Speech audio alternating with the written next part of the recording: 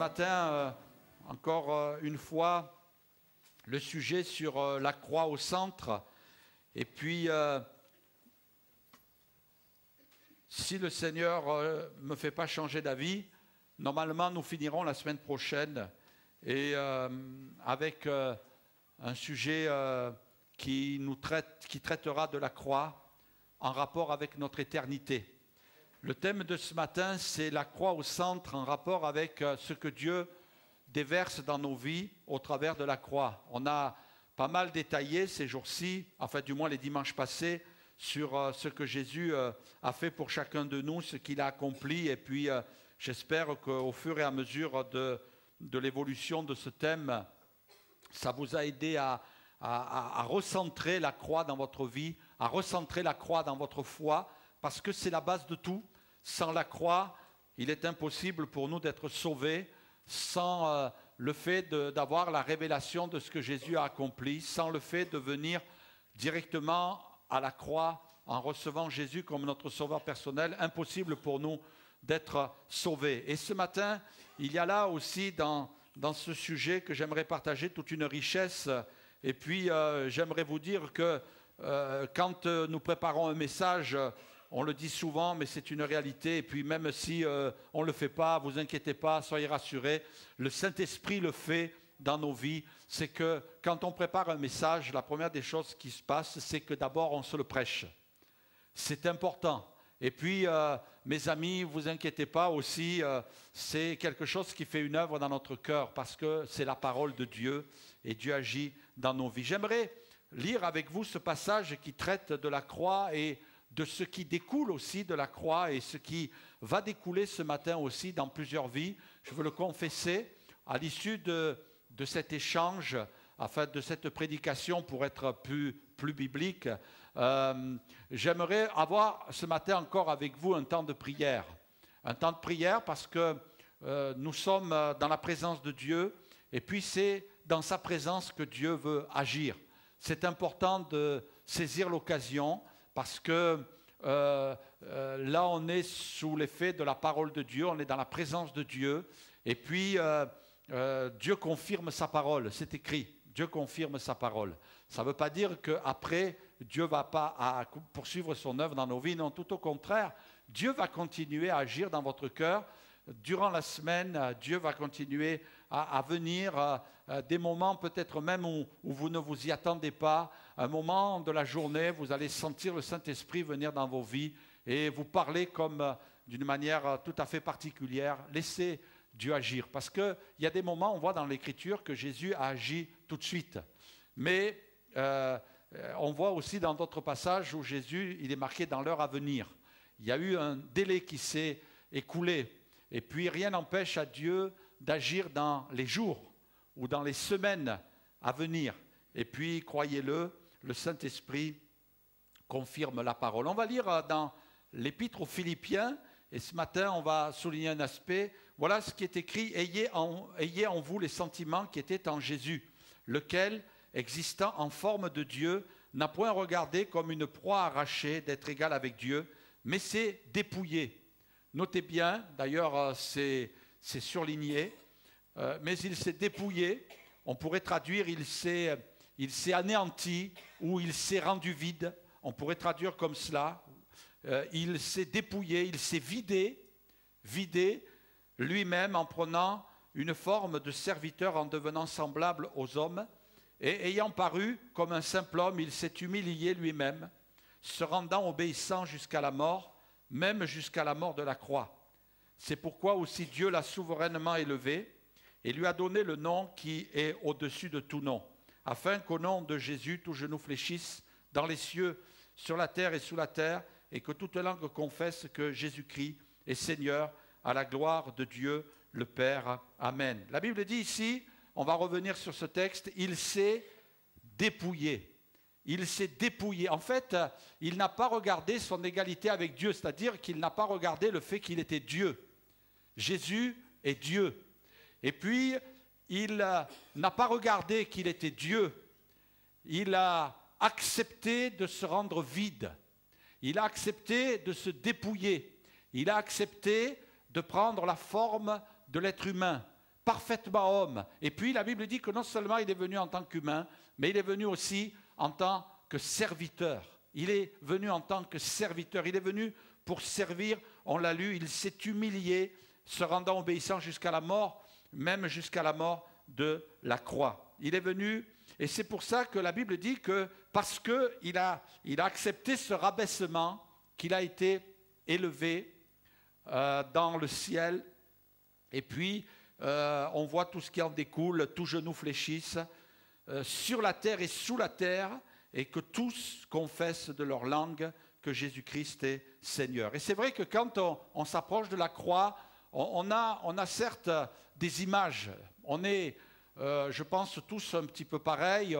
On sait qu'une image, quand on la voit, c'est pour ça qu'on dit souvent attention à des images pornographiques. On sait, aujourd'hui, les scientifiques savent qu'une image reste dans l'esprit pendant 10 ans. Vous imaginez? 10 ans, cette image peut rester dans votre esprit avant que vous soyez nettoyé dans votre esprit. Donc il faut faire attention. C'est vrai que des fois, malheureusement, ces images peuvent nous être imposées par toutes sortes de choses, et puis il faut se garder de cela. Mais dans tous les cas, on sait qu'à une certaine époque, on en parlait la semaine dernière, pour proclamer l'évangile, alors que les gens ne savaient pas encore lire, il y avait des artistes qui peignaient. Ils peignaient des fresques, ils peignaient des tableaux, ils peignaient même... on sait que la chapelle Sixtine, tout le plafond a été peint. On sait que même à Versailles, bon, ce n'était pas des scènes bibliques, mais certaines peut-être, mais les plafonds étaient peints. C'était l'époque, c'était comme ça. On faisait des tableaux, on faisait des gravures. Et puis on représentait les choses plus ou moins fidèles. Parce que ça passait par la compréhension de l'artiste, qui l'artiste n'était pas un prédicateur, il était un artiste. Il peignait, il sculptait. Et puis, on sait que dans la réalité, les choses ne correspondent pas toujours à ce que les artistes ont peint. Par exemple, quand ils ont peint la croix, ce n'est pas tout à fait exact la même représentation. Les historiens et même les commentateurs avisés se sont rendus compte que dans le contexte de l'époque, c'était pas comme ça que Jésus était crucifié, non pas dans la forme, mais plutôt dans ce qui représentait, par exemple, la croix. Jésus nous dit que là, il a été dépouillé. Il s'est dépouillé non seulement de ses attributs divins, mais d'une manière prophétique. Il est dit aussi qu'ils se sont partagés ses vêtements et ils ont tiré au sort sa tunique.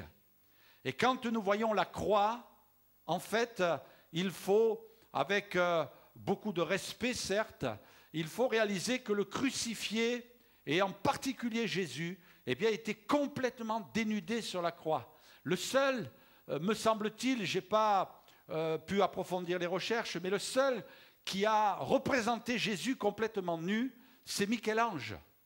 Dans ses représentations, il a représenté Jésus sur la croix, mais complètement nu, parce que c'était la réalité. Les historiens sont formels. Et puis on raconte que ce supplice était un supplice atroce. Non seulement on martyrisait, et puis Jésus a eu, je dirais, plus que d'autres, puisqu'il a été flagellé avant. Il a été fouetté. Et puis il poussait le sadisme jusqu'à ce que les prisonniers soient livrés en spectacle et que les gens soient témoins de cela. Bon, on ne va pas leur jeter la pierre. Nous, on n'a pas fait mieux avec la guillotine à une certaine époque aussi. Mais toujours est-il qu'ils étaient crucifiés en dehors de la ville, certes, parce que les Juifs ne voulaient pas souiller le pays. Donc on sortait de la porte de Jérusalem et on allait là sur la montagne, sur le lieu du crâne, appelé Golgotha, et on crucifiait là les condamnés à mort. Mais d'abord, ils défilaient dans toute la ville, entraînant la croix et complètement dénudés.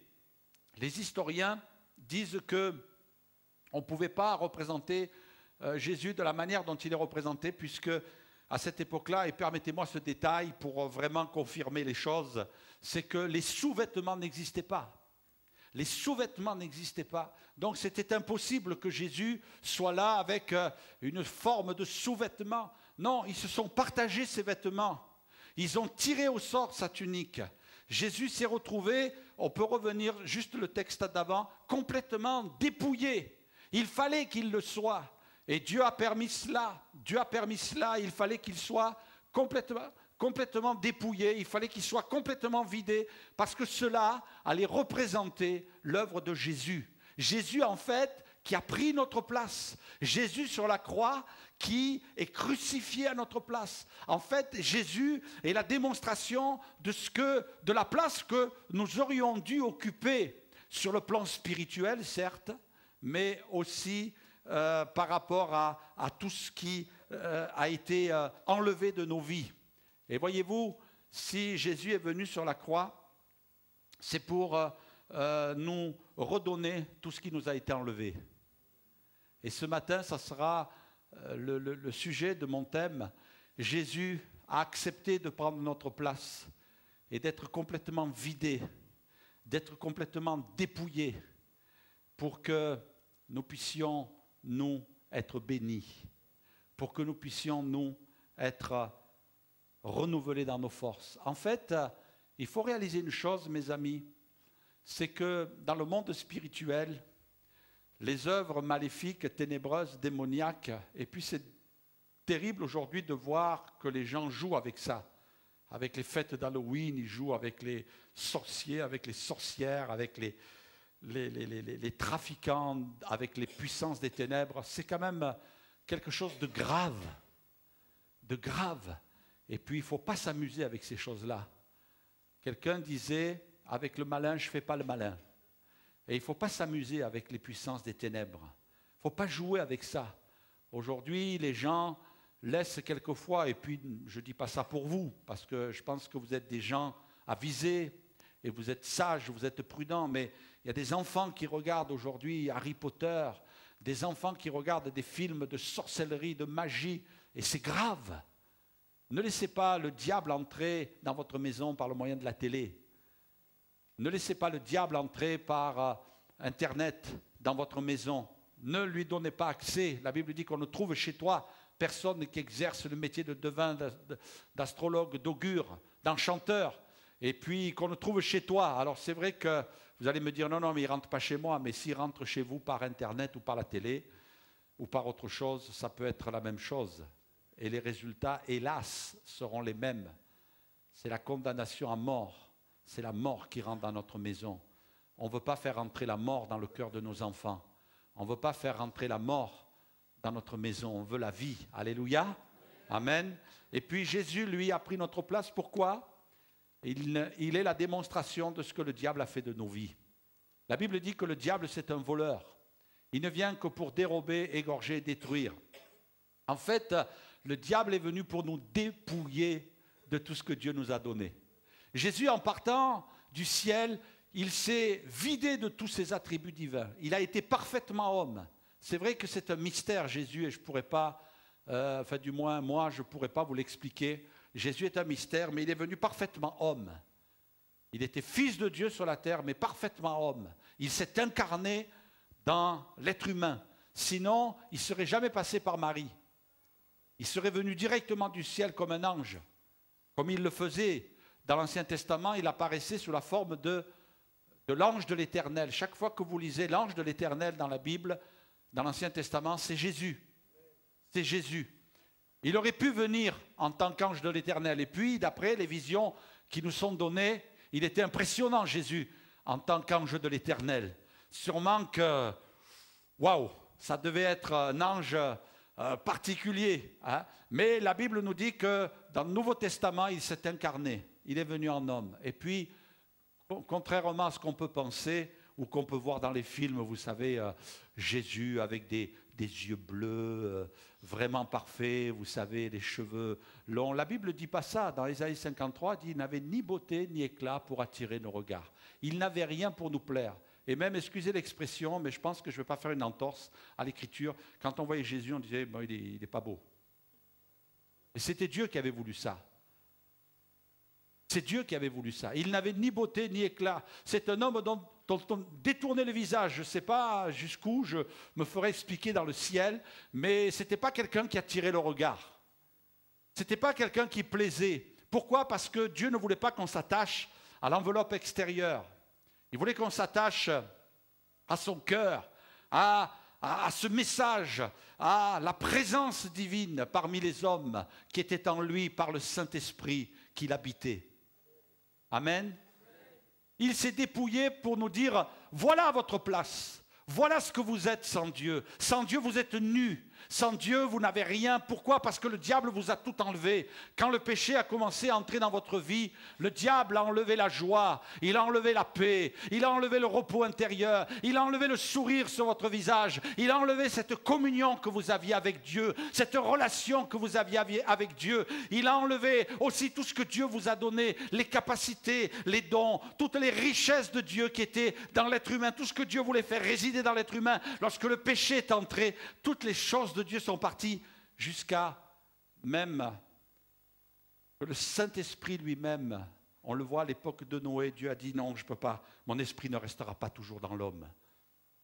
Le Saint-Esprit, excusez l'expression, mais le Saint-Esprit a débarqué de nos vies quand le péché a commencé à avoir un accès dans notre cœur. Et Jésus sur la croix, il dit regardez, regardez ce qu'a fait le péché. Regardez, vous avez fait un choix, vous avez choisi de vivre sans moi, vous avez choisi de vivre sans Dieu, vous avez choisi de vivre loin de Dieu. Regardez ce que vous êtes. A été livré en spectacle. Et là, tous pouvaient le contempler. Et même jusqu'à laisser planer comme un sentiment de honte. Jésus tout nu sur la croix. Parce que quand Adam a laissé entrer le péché, quand Ève a laissé entrer le péché, ils ont eu honte. Ils se sont cachés. Ils sont allés se cacher loin de la face de Dieu. Ils se sont conçus des vêtements pour cacher leur nudité parce qu'ils ont eu honte. Il y a la honte. Et quelquefois, on a honte. Il y a des choses à l'intérieur de nous qui nous font mal et nous meurtrissent. Mais ce matin, gloire à Dieu, le message de la croix, c'est Jésus qui prend notre place pour nous donner la sienne. Et en Jésus, on devient des enfants adoptifs. On devient des enfants de Dieu, des filles et des fils de Dieu. Amen. Des filles et des fils de Dieu. Est-ce que tu réalises la position qui est la tienne? Ah, c'est vrai que dans la rue, on ne le voit pas, ça, quand tu marches dans la rue. On ne le voit pas, mais c'est tout à l'intérieur. C'est dans ton cœur, cette position que tu as en Jésus. Laissez-moi imager quelques instants cette vérité. La Bible dit, on va lire ensemble dans le livre de Samuel, Jonathan fit alliance avec David parce qu'il l'aimait comme son âme. Il ôta, il se dépouilla, il se dénuda. Vous voyez, on retrouve le même verbe. Il ôta le manteau qu'il portait pour le donner à David. Et il lui donna ses vêtements, même son épée, son arc et sa ceinture. David allait et réussissait partout où l'envoyait Saül. Il fut mis par Saül à la tête des gens de guerre et il plaisait à tout le peuple, même aux serviteurs de Saül. Amen. Moi, je vois là une image forte et j'aimerais ce matin que cette image puisse s'imprimer en vous, dans votre cœur et que vous ne l'oubliez jamais. David se trouve là avec Jonathan. Remettons les choses dans leur contexte. Jonathan est le fils du premier roi. Jonathan est le fils de Saül, du premier roi d'Israël. Et puis là, la Bible dit que Jonathan s'est attaché à David. Et j'aimerais te dire qu'il est l'image ici, dans ce contexte bien précis, dans cette image bien précise. Jonathan est l'image de Jésus qui vient vers nous, de Jésus qui vient vers son humanité, de Jésus qui a quitté le trône de gloire et qui est venu sur la terre des hommes. Il vient nous rencontrer. On sait que David était mal ici à ce moment-là. Il était malmené par Saül. Il était dans la souffrance. David a beaucoup souffert et je pense que ça mérite aussi une méditation, mais bon, on ne va pas le faire ce matin. Et Jonathan est venu vers lui. Eh bien, combien c'est merveilleux de savoir que Jésus aurait pu nous laisser dans notre misère. Il aurait pu nous laisser dans notre souffrance. Il aurait pu nous laisser dans nos difficultés. Mais quand il a regardé l'humanité de son ciel de gloire, il a dit non, je ne peux pas les laisser. Je ne peux pas les laisser démunis. Je ne peux pas laisser le diable continuer à faire son œuvre dans leur vie, les détruire, les anéantir, les égorger. Non, il faut que j'aille à la rencontre de cette humanité. Et il est venu, Jésus. Il est venu pour nous sauver. Et puis, il est montré ici que l'âme de Jonathan s'est attachée. Il l'aimait comme son âme. Et il faut que tu saches combien Dieu t'aime ce matin, combien Jésus t'aime. Il ne te rejette pas. Quelquefois, on a du mal avec ça, hein, n'est-ce pas? On a du mal. Hein? Oui, oui. Et puis, ce matin, il faut que tu saches combien tu es aimé de Jésus, qui que tu sois. Qui que tu sois. Même si tu fais tes premiers pas dans la vie chrétienne, même si tes pas sont hésitants, même s'il y a des moments difficiles par moments, il faut que tu saches que Jésus t'aime. Et puis Jésus est venu, et là on le voit au travers de Jonathan. Eh bien, Jonathan a pris son manteau, il l'a enlevé et il l'a mis sur David. Jésus qui s'est dépouillé. Il ne s'est pas dépouillé n'importe comment et pour n'importe quoi. Non, il s'est dépouillé pour nous revêtir. Parce que c'est nous qui étions nus. On était nus à cause du péché. Mais Jonathan a mis son manteau. Et ça, c'est le manteau, c'est l'image du revêtement du Saint-Esprit dans nos vies. Ah, il ne nous a pas laissés orphelins, il nous a donné le Saint-Esprit. Le Saint-Esprit nous est donné par Jésus. Priez Jésus pour recevoir le baptême du Saint-Esprit. Priez Jésus pour être rempli du Saint-Esprit. Priez Jésus pour que l'onction de Dieu descende dans votre vie. Et Dieu veut vous remplir de sa puissance. Dieu veut répandre sa puissance dans vos vies. Alléluia. Et puis, il lui a donné son épée.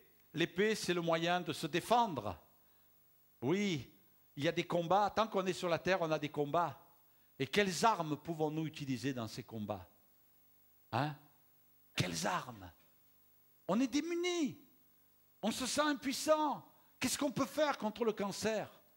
On est démunis. Qu'est-ce qu'on peut faire contre la puissance du péché? Qu'est-ce qu'on peut faire contre l'ennemi de nos âmes? Il est puissant. Et le Seigneur, il a mis dans nos mains une épée. Il ne t'a pas mis sur la terre en disant, voilà, je vais faire de toi un enfant de Dieu, mais allez, je vais te donner le casque et le bouclier parce que tu vas prendre des coups. Hein. Tu vas prendre des coups. Toute ta vie, tu vas prendre des coups. Mais le Seigneur, il nous a dit qu'on allait prendre des coups. C'est vrai. Mais moi, j'aime la deuxième partie. Il nous a dit qu'on peut en donner aussi. Hein. Amen. Amen. On peut en donner, ne te laisse pas faire. Alors c'est vrai que la Bible dit on n'a pas à lutter contre la chair et le sang. Attention, hein, ce n'est pas ton frère qu'il faut couper en rondelles avec l'épée. Mais c'est contre les puissances des ténèbres. Et là tu te mets à genoux dans ta chambre et tu dis Seigneur, tu vois le combat. Derrière une personne, il y a peut-être une action de l'ennemi. Alors Seigneur, je t'apporte mon combat. Et puis, des fois ça dure, on est toujours dans le combat, on est toujours dans la tourmente. Et il arrive un moment où on entre dans la victoire. Et on a le secours de l'Éternel. Amen. Et puis, il a donné aussi son arc et ses flèches. Et ça me fait penser à la prière, les flèches de délivrance que l'on proclame par la foi. On proclame la victoire de Jésus dans nos vies. On déclare que le Seigneur est un Seigneur de miracles. Il y a des fois des gens qui disent, pasteur, vous savez, il y a moins de miracles quand même que les actes des apôtres. Oui, moi j'aimerais qu'on ait autant de miracles que pendant les actes des apôtres. Qu'est-ce que vous en pensez? Est-ce qu'il y en a qui sont preneurs avec ça? On est tous preneurs. Mais ce n'est pas parce que on ne voit pas les mêmes miracles qu'au temps des actes des apôtres qu'on n'y croit plus. Le Seigneur fait encore des miracles. Amen. L'autre jour, le frère nous a appelés pour aller prier pour son épouse, le frère Gatineau. Et puis ce matin, je demandais des nouvelles. Il m'a dit, bon, les médecins ont trouvé. Et puis, ah bon, oui, ils ont trouvé qu'elle avait une phlébite. Et vous savez que ça peut être mortel, hein? D'accord? Bon, notre sœur, elle va vers le Seigneur, mais elle n'est pas pressée et son mari non plus, hein? D'accord? Ben, je disais, on est allé prier avec mon épouse, on est allé prier pour elle et les médecins ont trouvé. Dieu peut permettre aussi qu'on prie pour vous et puis qu'il y ait l'aide humaine. Possible. Il y a des chrétiens qui disent, oh, mais moi, je reste convaincu qu'on a prié pour notre sœur et on l'a même prié avant d'y aller. On a prié pour notre sœur et que Dieu a aiguillé les hommes pour qu'ils trouvent. Parce que des fois, les médecins, ils ne trouvent pas tout. Que Dieu les bénisse, hein. Attention, on est pour, hein. Qu'ils les bénisse, parce que si Dieu les bénit, on les bénit aussi, hein. Oui, peut-être qu'il y a des choses qui sont modifiées, mais Dieu est fidèle, alléluia. Et ce matin, on doit proclamer comme lancer des flèches de victoire. Jésus est venu pour que notre prière monte jusqu'au ciel. Peut-être tu te dis, ouais, mais j'ose pas trop, tu sais, pasteur, je ne sais pas bien prier. Mais Jésus n'a pas dit que c'était uniquement ceux qui savaient bien prier qui allaient être exaucés. D'ailleurs, ça veut dire quoi, savoir bien prier? Je suis sûr que la définition que vous allez mettre, vous, à savoir bien prier, n'est pas la même que celle que Dieu met. Appelez-vous cet homme qui priait dans le temple à côté du pharisien. C'était un publicain. Oh, lui, il n'avait pas le vocabulaire peut-être. Hein? Il n'avait peut-être pas les mots, il n'avait peut-être pas l'attitude. Il se frappait la poitrine et même on ne sait même pas trop comment il s'est exprimé. Mais toujours est-il que sa prière a été entendue. Et ce matin, Dieu entend ta prière. Tu dois le croire. Parce que ta prière, elle n'est pas entendue à cause de toi. Elle est entendue à cause de Jésus et de son œuvre. Amen. Et là, c'est parfait. C'est Jésus. C'est en Jésus que notre prière est exaucée. C'est pour ça que Jésus est venu se dépouiller. Il est venu mourir sur la croix aussi pour que notre prière monte. Il est venu mourir sur la croix pour qu'on puisse donner des coups dans le combat spirituel. Il est venu mourir sur la croix pour que notre vie soit revêtue de la puissance du Saint-Esprit. Amen. Que tu le crois ce matin? Alors tu peux venir et recevoir de la part de Jésus. Regarde ce qui est écrit aussi dans les Corinthiens. Car vous connaissez, 2 Corinthiens 8, 9, vous connaissez la grâce de notre Seigneur Jésus, qui pour nous s'est fait pauvre. Et le mot pauvre peut être traduit parce que vous savez, aujourd'hui, les pauvres, on peut être pauvre à un certain moment de notre vie, par exemple, à certains plafonds de nos revenus. Mais là, c'est plus. Il est dit qu'il a été réduit à la mendicité. Le mot pauvre veut dire réduit à la mendicité. En fait, on devrait traduire, vous connaissez la grâce de notre Seigneur Jésus qui pour vous s'est fait mendiant. S'est fait mendiant de riche qu'il était. Oui, il était riche. Pourquoi? Parce qu'il avait la gloire, il avait tous les attributs divins. Il s'est fait pauvre, il s'est fait mendiant. Il s'est fait mendiant afin que par sa pauvreté, vous fussiez ou vous soyez enrichis. Amen. Dites-le avec moi, enrichis. Vous êtes riche. Alléluia. Vous êtes riche en Jésus. Vous êtes riche en Jésus. Parce que si tu déclares ta misère, si tu dis moi j'ai rien, si tu dis moi j'ai rien reçu de Dieu, alors tu offenses Jésus, qui pour que tu sois enrichi, il est mort sur la croix. Imagine-toi quelques instants. Je n'ai pas le droit de dire Seigneur, moi j'ai rien. Seigneur, moi j'ai pas été béni. Seigneur, moi j'ai pas, quand je me suis converti, Seigneur, moi j'ai rien reçu. J'étais le dernier assis dans l'église, j'ai rien reçu. Seigneur, non, non, non, non. Tu offenses le Seigneur en disant ça. Tu offenses, tu peines le Seigneur. Il s'est fait pauvre. Il a été nu sur la croix. J'insiste. Il a été nu sur la croix pour que tu sois riche, que tu sois revêtu. Alléluia. Que tu sois béni. Et le Seigneur est celui qui veut bénir ta vie. On comprend. On avait lu, peut-être, Roxane, tu peux nous afficher le texte de Samuel. Samuel 18, 3, Jonathan a donné, voilà, merci, la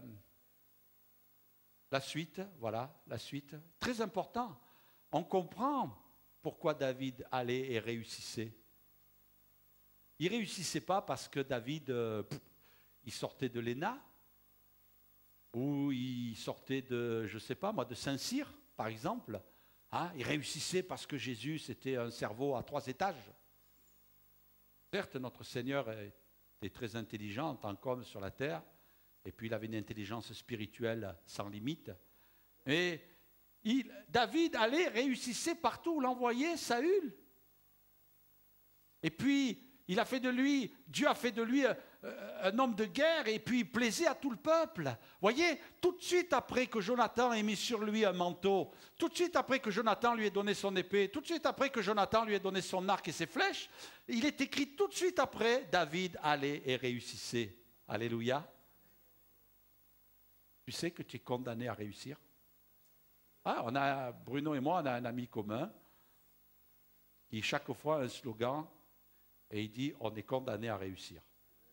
Et des fois, il nous tape sur l'épaule, il dit hey, « n'oublie pas, hein, quoi ben, tu es condamné à réussir ». Ah ben moi, je l'aime bien cette condamnation. Hein. Je ne sais pas si tu l'entends souvent aussi le dire, oui, là, tout de suite là. Hein. On est condamné à réussir. Tu es obligé de réussir. Quelles sont tes situations qui te mettent en échec? Tu sais ce que c'est qui te met en échec? C'est que tu te regardes trop toi dans la glace en disant non, je ne mérite pas, je ne mérite pas, je ne mérite pas, je ne mérite pas, je ne mérite pas. Et puis quand tu te retournes de la glace, tu continues à te dire je ne mérite pas. Et non, je suis un minable. Non, pas vous, hein, pas vous. Des gens d'ailleurs, de Limoges, parce que nous, à Limoges, on est bien. Je suis nul, je suis nul, je suis minable, je suis minable, je suis minable. À force de te dire ça, tu vas finir, le Seigneur va dire Amen.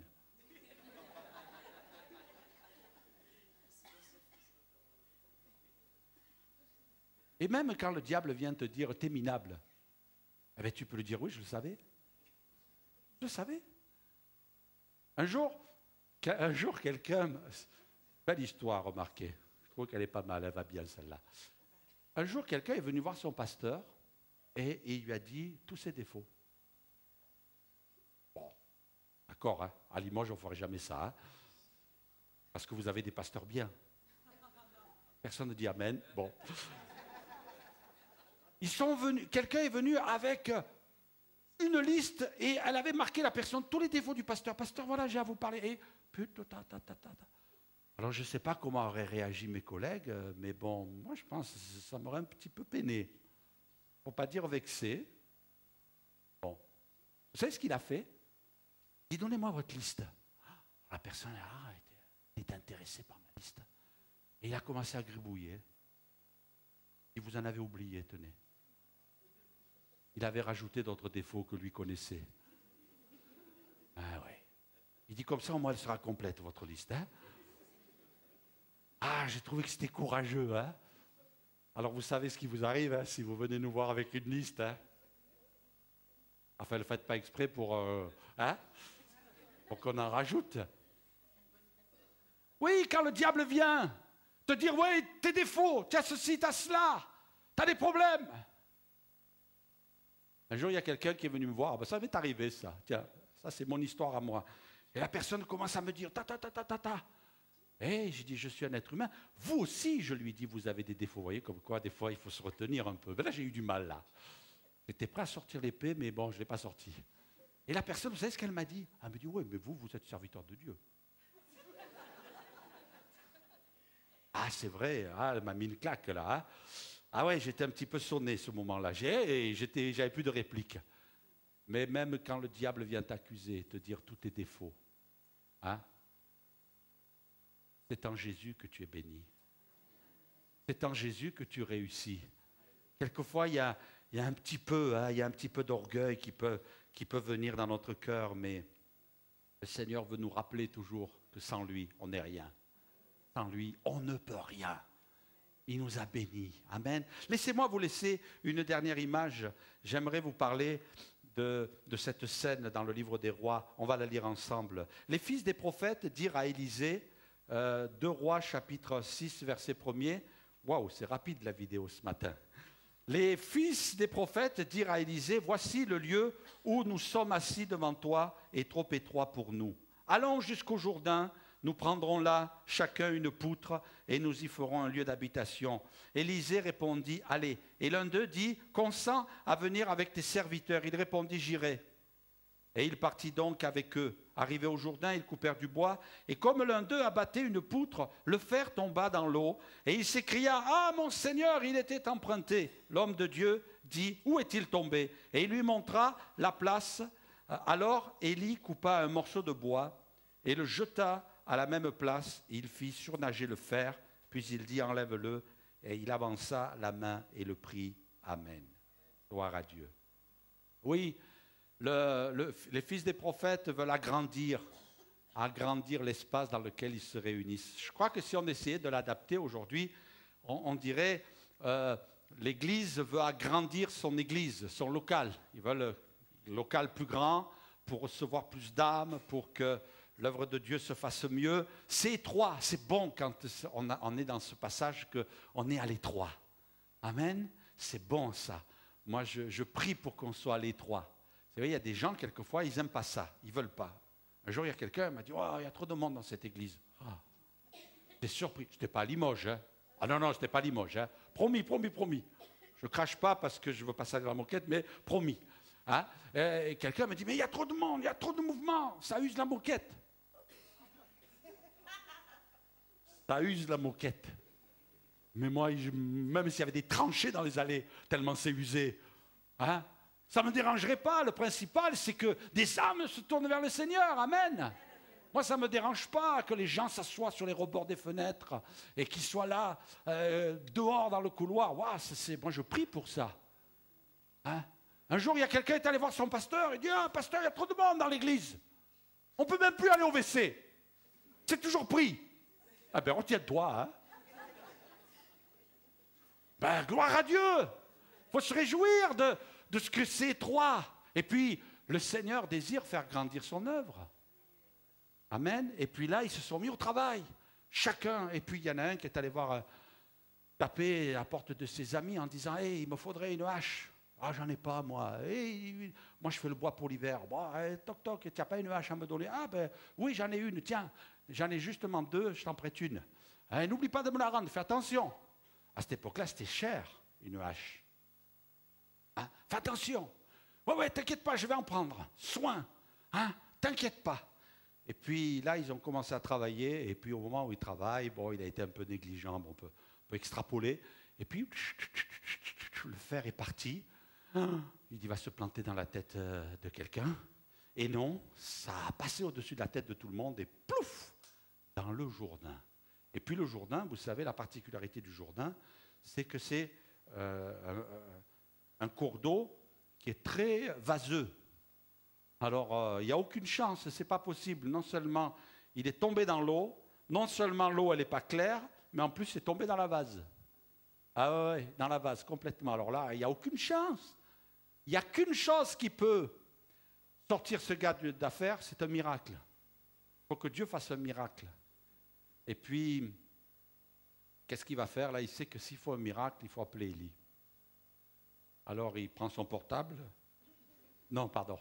Il appelle Élisée, pardon. Il appelle Élisée. Et puis, il lui dit, écoute, voilà ce qui m'est arrivé, mais il faut que tu fasses quelque chose parce que là, il n'était pas à moi. Je lui dis que si je perdais le fer, je lui donnais ma maison. Alors, il faut que tu me sortes de là.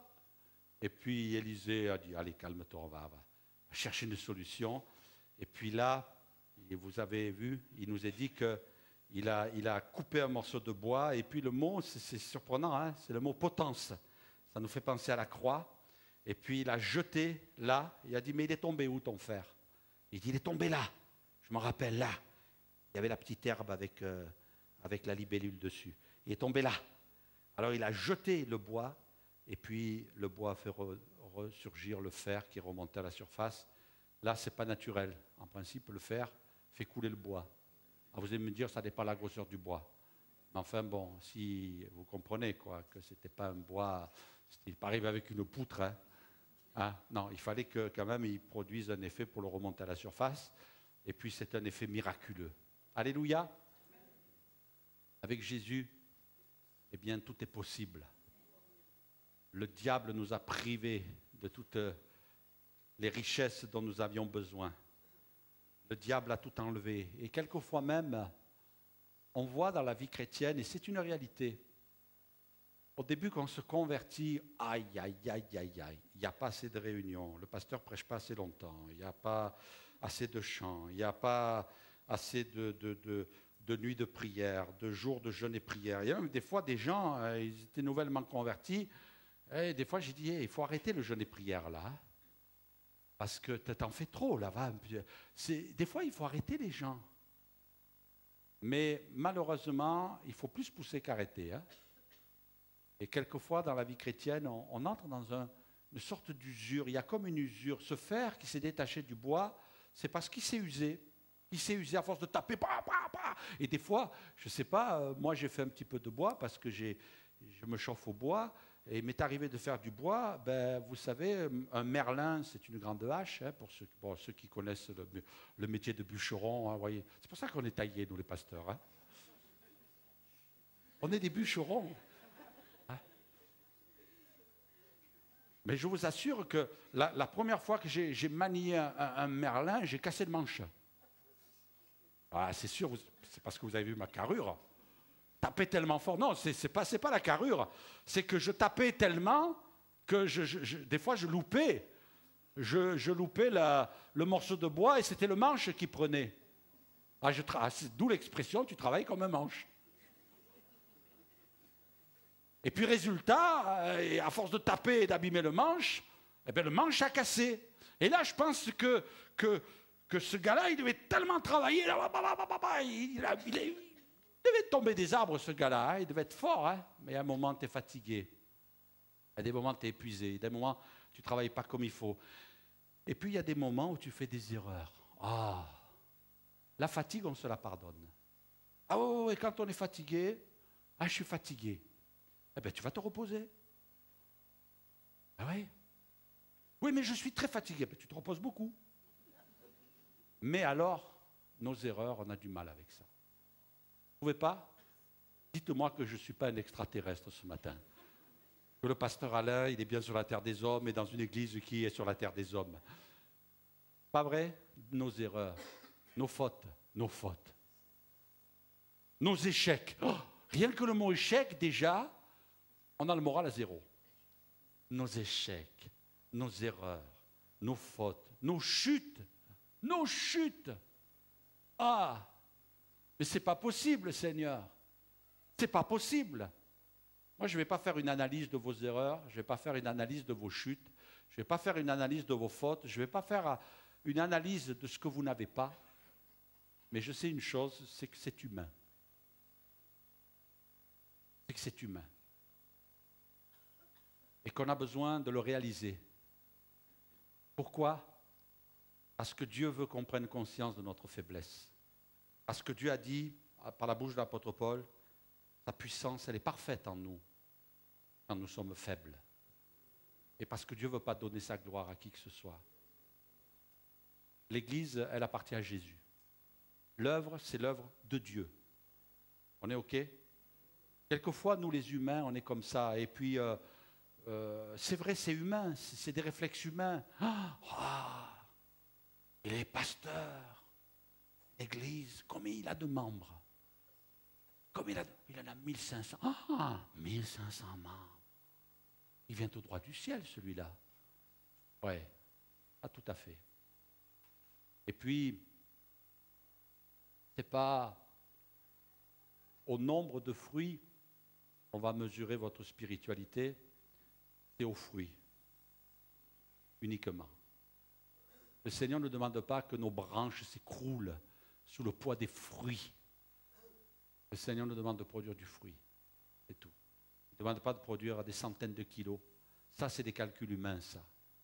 Il faut qu'un arbre qui produise du fruit l'année prochaine, l'année d'après, il en produise plus. Et puis, on est dans ce système.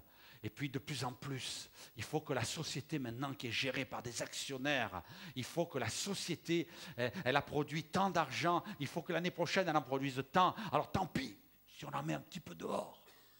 Hein? Mais comment ça se fait? La société, elle a fait des bénéfices. Oui, mais il faut qu'elle en fasse plus. Il faut toujours plus. Il faut toujours des résultats palpables. Mais Dieu n'agit pas comme ça. Le Seigneur, lui, veut voir notre qualité, notre manière de fonctionner avec humilité. Et puis, quelquefois, on est là dans les échecs et on ne comprend pas, mais c'est l'école de Dieu. C'est l'école de Dieu. Le Seigneur, dans son école, eh bien, quelquefois, il est obligé de nous faire réaliser une chose. Tu es un vase de terre. Ah, mais Seigneur, j'aurais tellement aimé être un vase là, tu sais, Seigneur. Ah, on met dans la maison là, et que, voilà, un vase en porcelaine de Limoges, avec de la sculpture et avec des feuilles d'or qui l'entourent. Voilà, à Limoges, les chrétiens, on est comme ça, des feuilles d'or sur des vases de porcelaine de Limoges.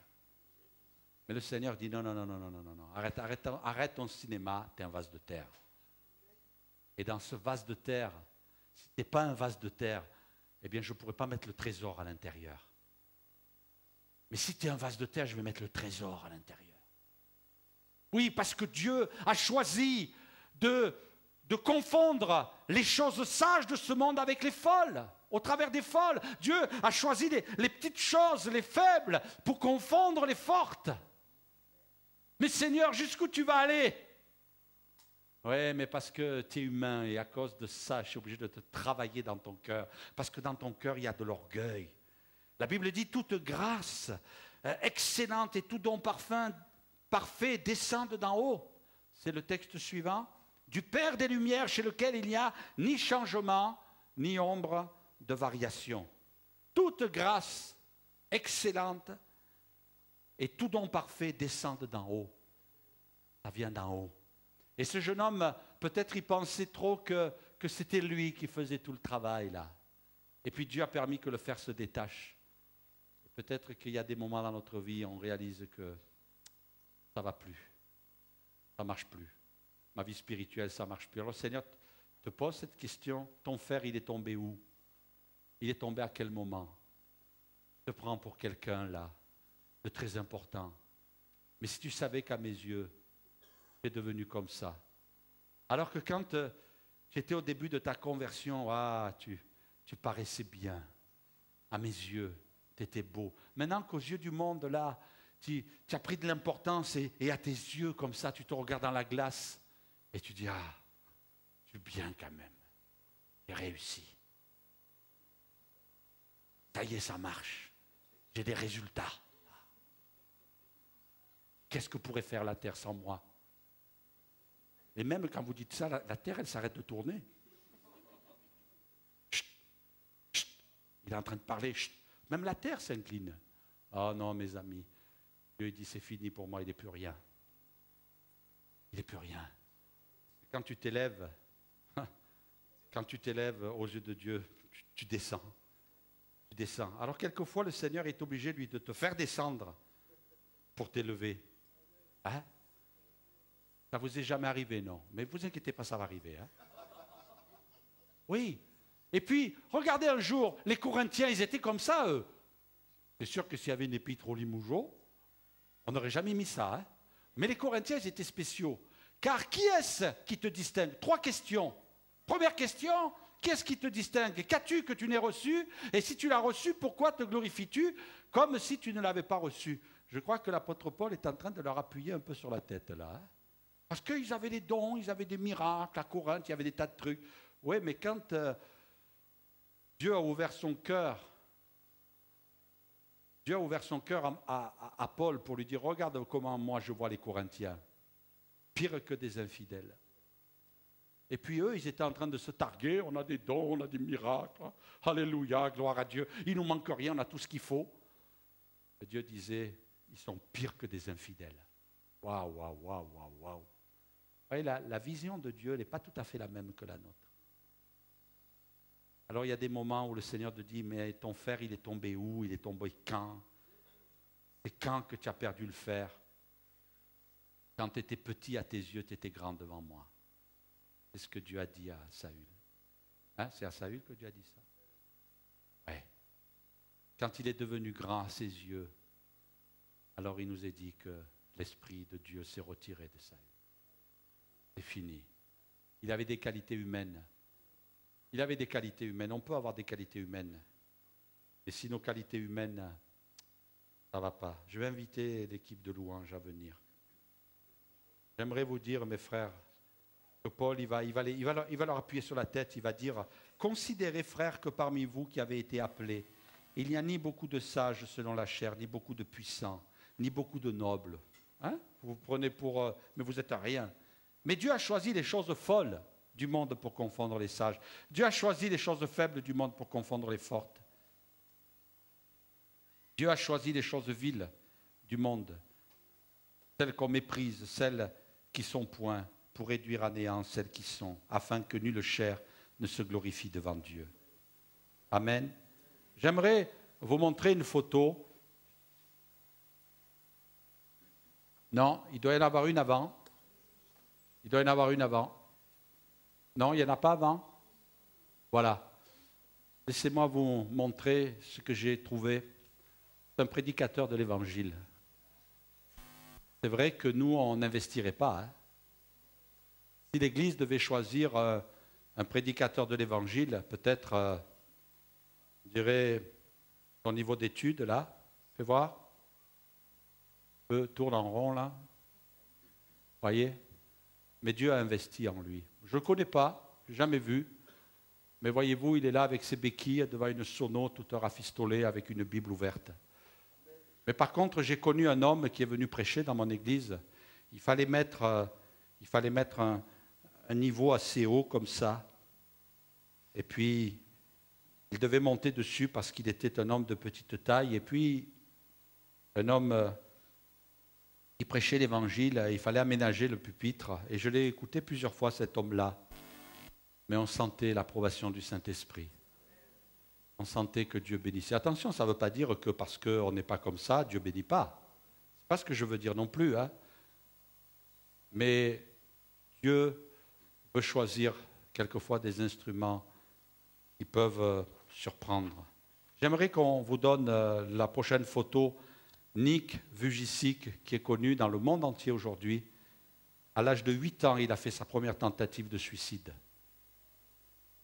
Et puis, ce qu'il a arrêté, vous savez, c'est quoi? C'est ses parents. Il a dit, je ne peux pas infliger en plus ça à mes parents. Parce que quand il est né, ses parents pleuraient, sans bras, sans jambes. Ses parents pleuraient de désespoir. C'était une famille chrétienne. Nick est né en Australie, en 1982.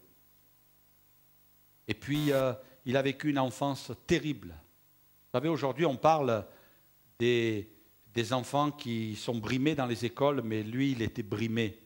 Quand les autres enfants le voyaient, se moquaient de lui. Et comme je vous ai dit, il a voulu mourir. Et puis, à un moment donné, comme il était enseigné dans la foi, il a prié, il a supplié Dieu. Il a supplié Dieu. Il a dit, Seigneur, je te supplie de me faire pousser des bras et des jambes. Il a supplié Dieu. Et puis, rien ne s'est passé. Moi, j'aurais aimé vous dire, vous savez, Nick a prié, et puis il y a des bras qui lui sont poussés. Il y a 2 jambes qui ont poussé. Et peut-être même que vous auriez dit, mais ce n'est pas possible. Et puis, à l'heure d'aujourd'hui, enfin en 2013, on a diagnostiqué qu'il a parlé à plus de 600 millions de personnes dans le monde. Il est réclamé partout dans le monde. Dans 12 pays, sur 4 continents. Bon, tu peux passer les autres, voilà. Là, et puis regardez la dernière. On va rester sur la dernière. 600 millions de personnes. Il n'y a aucun pasteur sur la terre qui ne rêve pas de parler devant 600 millions de personnes. Il n'y en a pas un. Je crois qu'on est tous excités de vivre ça. Eh bien, Dieu dit non, les gars, vous resterez avec des auditoires peut-être un petit peu moins importants. Mais lui, c'est un instrument que j'ai choisi. Il parle dans le monde entier, il est réclamé. Il est réclamé dans les écoles. Il parle de sa foi, il parle de l'Évangile. Il redonne courage aux jeunes qui sont frappés par des complexes, qui ont honte de leur corps. Dieu s'est choisi des instruments, des choses folles. Des choses folles. Jamais dans un casting, on prendrait un gars comme ça. Jamais, non, mon gars, c'est même pas la peine.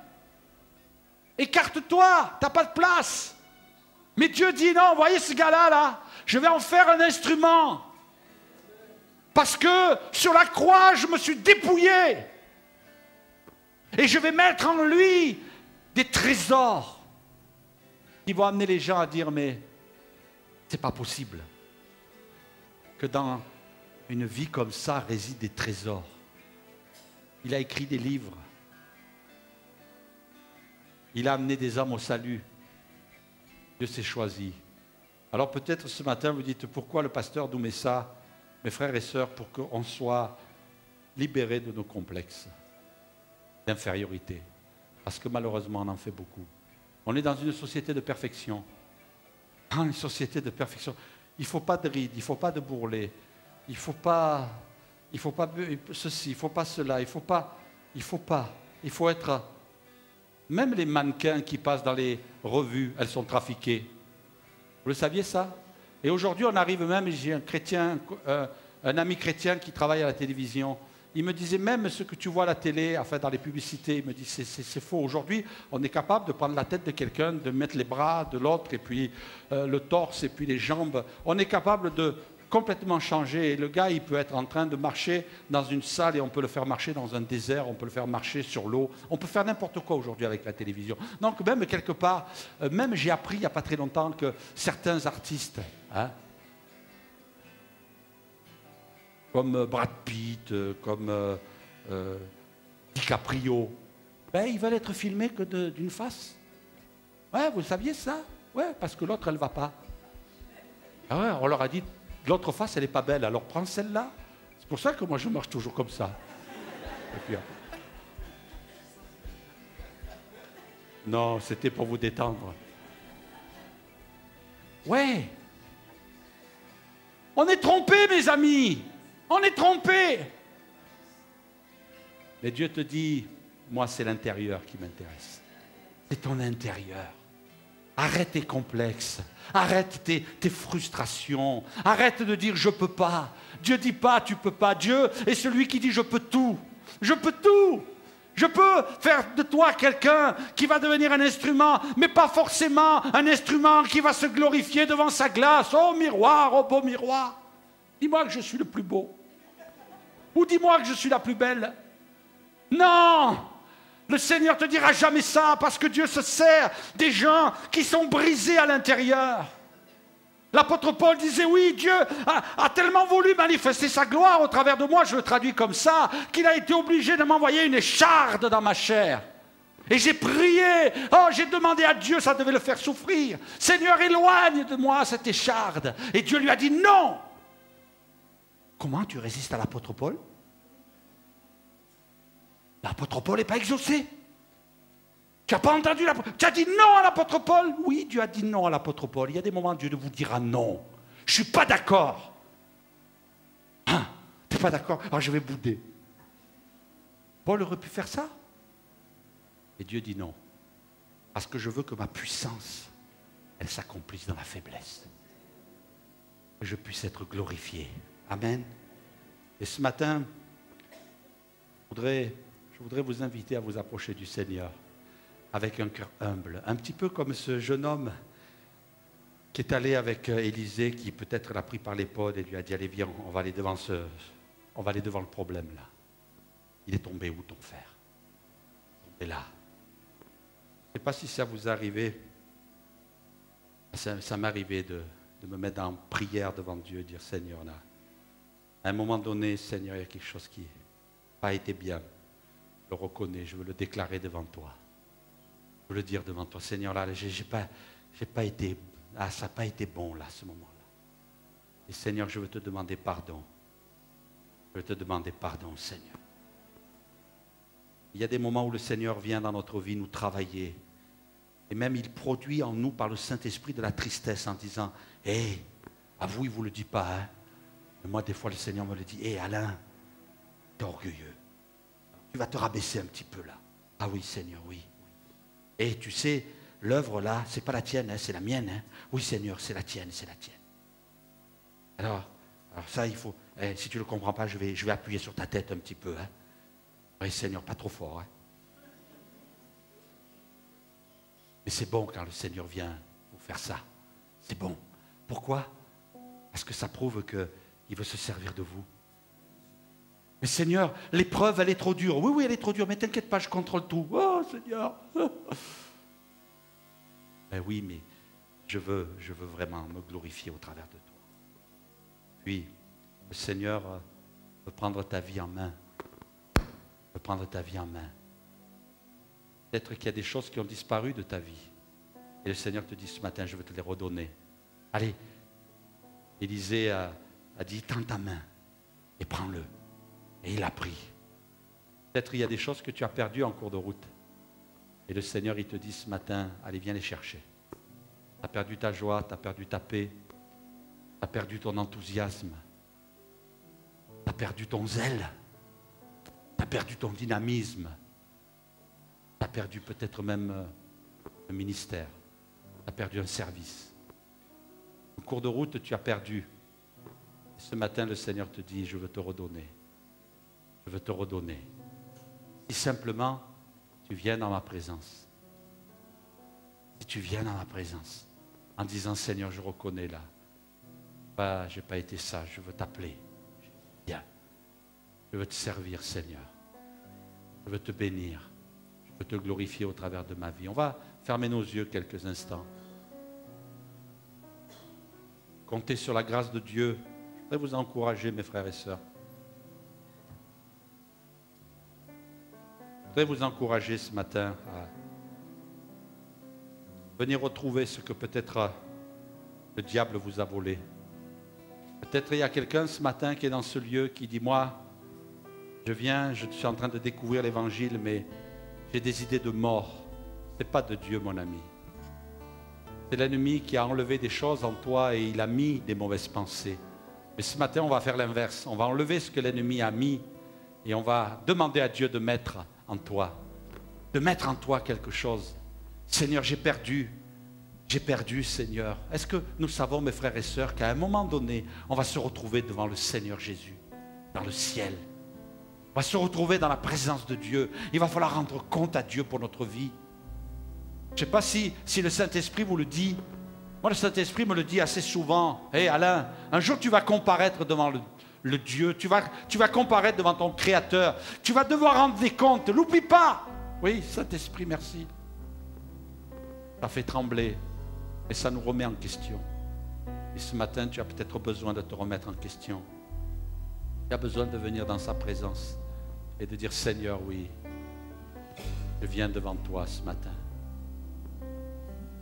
Seigneur, je veux vraiment que tu saisisses ma vie. On va ensemble prier.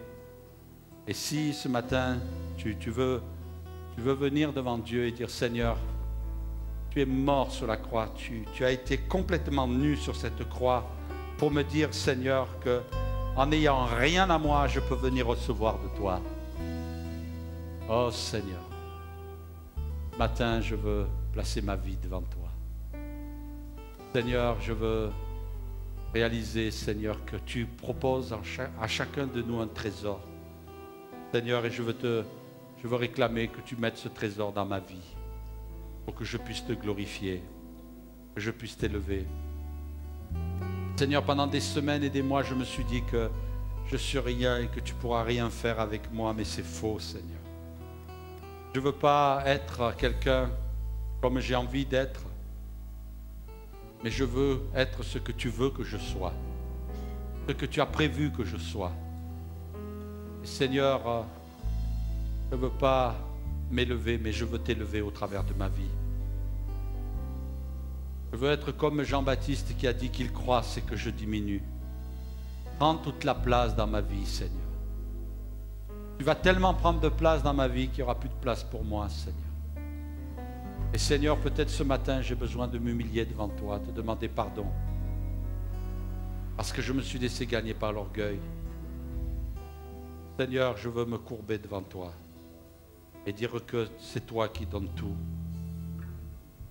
C'est vrai, quelquefois, Seigneur, on a les yeux sur des gens qui semblent avoir réussi, mais on ne sait pas quel chemin ils ont suivi. On ne sait pas combien de fois tu as été obligé de les briser, Seigneur. Il y a des moments dans nos vies, tu nous brises, Seigneur, parce que on n'agit pas comme il faut. Et ce matin, on veut se livrer. Et si ce matin, il y a quelqu'un qui veut s'approcher de Dieu simplement, qui veut dire au Seigneur, Seigneur, je t'apporte ma vie, je la mets devant toi. Seigneur, peut-être aussi j'ai perdu en route des choses, mais je veux ce matin que tu me redonnes. Je vous invite à vous lever à votre place. Est-ce qu'on peut déjà tous se lever? On va inviter les frères pour la Sainte Seine, ils vont préparer le repas du Seigneur. Et pendant ce moment, viens à la croix ce matin. Et là, regarde ton Sauveur qui est mort. Et qui est mort, qui a été dépouillé. Tu n'as pas le droit ce matin de dire non, il n'y a rien dans ma vie. Ce matin, tu dois dire non, mais Seigneur, il n'y a rien dans ma vie, mais je vais partir avec quelque chose ce matin. Je vais partir avec quelque chose. Et je voudrais qu'on prie pendant quelques instants. S'il y a des personnes qui désirent venir, Simplement, levez-vous, venez. Si d'autres, vous voulez rester à votre place, restez à votre place. Vous ne vous sentez pas obligé, mais ce matin, dites, Seigneur, non, je te demande pardon. Parce que j'ai cru que tu ne pouvais rien faire. Mais Seigneur, tu peux faire quelque chose ce matin. Parce que tu n'es pas mort pour une certaine catégorie de gens. Seigneur, ta mort sur la croix n'a pas enrichi une certaine catégorie de gens. Mais Seigneur, je veux arrêter de me diminuer parce que je suis fils de Dieu. Je suis enfant de Dieu, je suis fille de Dieu. Et ce matin, je veux réaliser ton œuvre. Je veux réaliser. Et Seigneur, je veux me lever pour toi, pour te servir, Seigneur. Viens mettre dans ma vie le trésor, Seigneur, d'en haut. Alléluia. Et puis Dieu va faire son œuvre ce matin. Dieu va agir ce matin. Dieu va te relever ce matin. Le Seigneur va enlever tout ce que le diable a mis dans ta vie. Et il va te donner ce que le diable t'a volé. Ah, il y a ce chant, vous savez, on ne va pas le chanter sûrement ce matin, mais je suis allé au camp de l'ennemi et j'ai repris tout ce qui m'a volé. Est-ce que ce matin, tu n'as pas envie d'aller reprendre tout ce que le diable t'a volé, tout ce que le diable t'a dérobé? Ce matin, prends une revanche. Ce matin, lève-toi, toi qui es complexé, toi qui ne peux pas te supporter, toi qui ne peux pas t'accepter. Ce matin, dis, Seigneur Jésus, je veux me lever pour toi. Parce que je suis beau à tes yeux. Déclare-le ce matin. Je suis beau à l'intérieur. Seigneur, je suis un enfant qui a été béni par toi. À l'intérieur de moi, tu as fait de grandes choses. C'est vrai, Jésus n'avait ni beauté ni éclat pour attirer nos regards. Il n'avait rien pour nous plaire. Mais Seigneur, quel trésor. Quand il est parlé de lui, dans les psaumes, il est dit qu'il est le plus beau des fils de l'homme. Pourquoi? Parce que Dieu ne regarde pas ce que tu regardes. Dieu ne voit pas ce que tu vois. Dieu regarde au cœur. Et Dieu veut bénir ton cœur ce matin. Enlève le péché de ma vie. Enlève la souffrance. Enlève la dépression. Enlève, Seigneur mon Dieu, l'infirmité. Et s'il y a des choses que tu veux laisser en moi parce que tu veux te glorifier, je sais une chose, c'est que dans le ciel, il n'y aura plus d'infirmité. Dans le ciel, il n'y aura plus d'infirmes. Tout sera parfait. Mais Seigneur, tu as prévu peut-être une écharde dans ma chair. Et ce matin, il faut peut-être que tu dises, oui Seigneur, j'accepte ma vie. Est-ce que tu acceptes ta vie? Seigneur, mon passé, est-ce que tu acceptes ta vie? Ne sois pas là en disant, non, je suis quelqu'un de raté. Je suis quelqu'un qui est en échec. Je suis quelqu'un qui est perdu. La Bible dit que David, il avait dit un jour, je vais mourir sous la main de Saül. Mais la Bible nous dit qu'il réussissait partout où il allait. Parce que lui, il avait des peurs. Mais Dieu avait un plan pour sa vie. Et ce matin, peut-être tu dis, non, je ne pourrai pas. Non, ça c'est toi qui le dis. C'est ton raisonnement. Mais viens près de Dieu ce matin. On va prier pour toi. Je vais inviter mes collègues pasteurs à venir prier pour vous. Et si d'autres veulent venir, venez. Et ce matin, repars avec la victoire du Seigneur. Repars avec la victoire du Seigneur. Et dis, Seigneur, je m'abandonne entre tes mains. Alléluia. Béni sois-tu.